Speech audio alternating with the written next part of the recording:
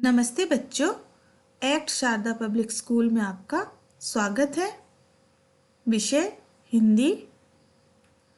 आज मैं आपको स्वर और व्यंजन के बारे में बताऊंगी, जिनमें 3 गतिविधियां हैं। इनके उद्देश्य हैं: बच्चों के शब्द भंडार में वृद्धि होगी, बच्चे स्वर और व्यंजन वर्णों को पहचानने में समर्थ होंगे, बच्चे वर्णों के बाद वाले वर्णों को लिखने में समर्थ होंगे। हमारी पहली गतिविधि है, नीचे दिए गए स्वर वर्णों को सही क्रम से लिखिए। तो बच्चों, यहाँ पे मैंने वर्ण दिए हैं आपको इन वर्णों को उनके सही क्रम से लिखना है। तो चलिए देखते हैं किस तरह से लिखना है। अ, आ, ई,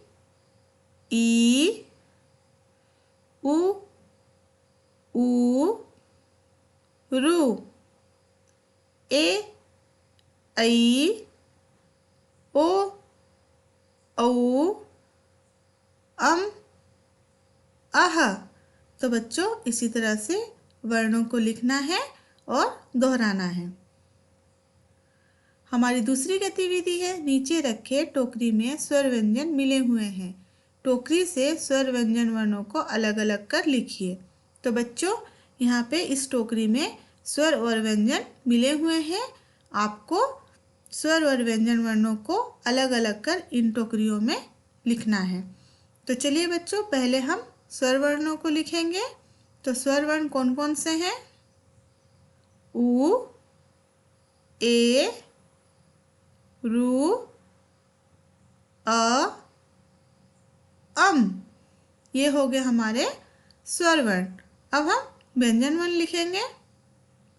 क, घ, त, द, ट। ये हो गए हमारे व्यंजन वर्ण।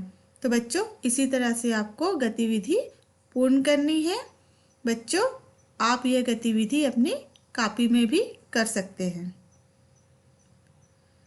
हमारी तीसरी गतिविधि है, नीचे दिए गए वर्णों को पढ़कर वर्ण के बाद आने वाले वर्ण को खाली जगहों में लिखिए।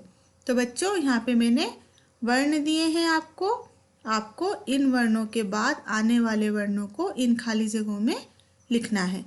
तो चलिए देखते हैं किस तरह से लिखना है। प, फ,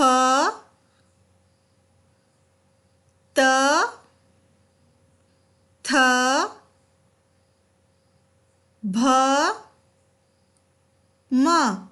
तो बच्चों, इसी तरह से इन वर्णों के बाद वाले वर्णों को भी आपको इन खाली जगहों में लिखना है। आप यह गतिविधि अपनी कॉपी में भी कर सकते हैं।